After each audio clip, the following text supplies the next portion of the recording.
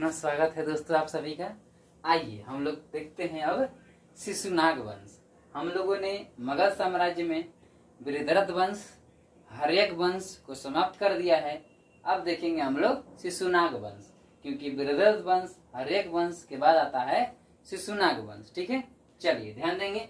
ये हमारा तीसरा है शिशुनाग वंश। इसके बाद आएगा नंद वंश, फिर आएगा मौर्य वंश, फिर शुंग वंश, कण्व वंश और कुषाण वंश। ठीक है, तो देखिए शिशुनाग वंश में हम लोग देखते हैं तो संस्थापक कौन था। पहले देखिए शिशुनाग ही संस्थापक था। ठीक है, शिशुनाग वंश का संस्थापक शिशुनाग ही था।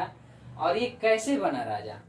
शिशुनाग पहले ध्यान दीजिएगा, हर्यक वंश के अंतिम शासक नागदासक के समय में काशी का गवर्नर था। ठीक है, काशी का गवर्नर था।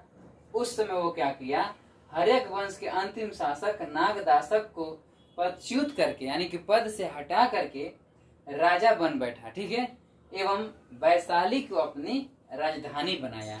यानी क्वेश्चन आएगा कि वैशाली को राजधानी किसने बनाया था, तो शिशुनाग ने। ठीक है ना, ध्यान दीजिएगा। अवंती को जीता, वत्स एवं कौशल को मगध में मिला लिया। ठीक है, ध्यान दीजिएगा, ये सब उत्तर प्रदेश के राज्य हैं। शिशुनाग का उत्तराधिकारी कालाशोक या काकवर्ण हुआ। याद रखिएगा, कालाशोक या काकवर्ण था। उसने पाटलिपुत्र को पुनः राजधानी बना दिया। ठीक है ना, ध्यान दीजिएगा, ये पुनः क्या किया, राजधानी बना दिया। कौन? शिशुनाग का उत्तराधिकारी यानी इसका बेटा कालाशोक होता है। ये बहुत इंपॉर्टेंट नाम है, कालाशोक। कालाशोक क्या करता है कि पुनः राजधानी क्या करता है, वैशाली से पाटलिपुत्र लेके चला जाता है। इसके पापा वैशाली लेके गए थे। ठीक है ना, क्योंकि जब ये राजा बना था तो इसको यहाँ पर विद्रोह जैसा माहौल लग रहा था, तो ये क्या किया, पाटलिपुत्र छोड़ करके वैशाली चला गया था। लेकिन इसका पुत्र आया कालाशोक, उसने तुरंत राजधानी कहाँ कर दिया, फिर से पुनः पाटलिपुत्र में स्थापित कर दिया। ठीक है, चलिए देखते हैं। अब देखिए कालाशोक जो है बहुत इंपॉर्टेंट है ना। महापद्म नंद ने कालाशोक को कहा जाता है कि पटना में घूमते समय चाकू मार देता है और वो मर जाता है। ठीक है ना, तो महापद्म नंद ने कालाशोक को चाकू मारकर हत्या कर दी और क्या करता है, अगले वंश की स्थापना करता है। ठीक है ना, तो देखिए नोट में लिखे हैं, यानी विशेष बात में कालाशोक के समय में ही वैशाली में द्वितीय, ठीक है ना, द्वितीय बौद्ध संगति का आयोजन हुआ था।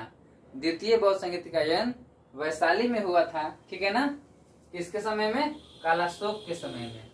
ठीक है, अब देखिए जब ये महापद्म नंद इसको मार देता है तो उसके बाद क्या करेगा, नंद वंश की स्थापना करेगा। ठीक है ना, तो इसके बाद हम लोग देखेंगे अगला वीडियो नंद वंश का। ठीक है, तो हम लोग यहीं तक इस वीडियो को खत्म करते हैं। आप लोग को पता है कि हमारा सीरीज चल रहा है वो भी मगध साम्राज्य का। ठीक है ना, तो देखिए मगध साम्राज्य में वंश कौन कौन है, बृहद्रथ वंश से हम लोग पढ़ चुके हैं, वीडियो पीछे जाकर देख लीजिएगा। ठीक है, हर्यक वंश है वो भी पढ़ चुके हैं।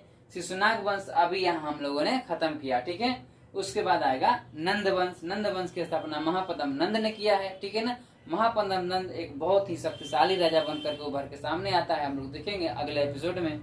ठीक है, तो नंद वंश के बाद आएगा मौर्य वंश। ठीक है, मौर्य वंश के बाद शुंग वंश, कण्व वंश, ठीक है, और फिर कुषाण वंश। ठीक है ना, इसके बाद हम लोग अगले टॉपिक में चलेंगे। तो मिलते हैं हम लोग अगले वीडियो में, तब तक के लिए रिवीजन कीजिए और इसका नोट्स तैयार कीजिए। धन्यवाद।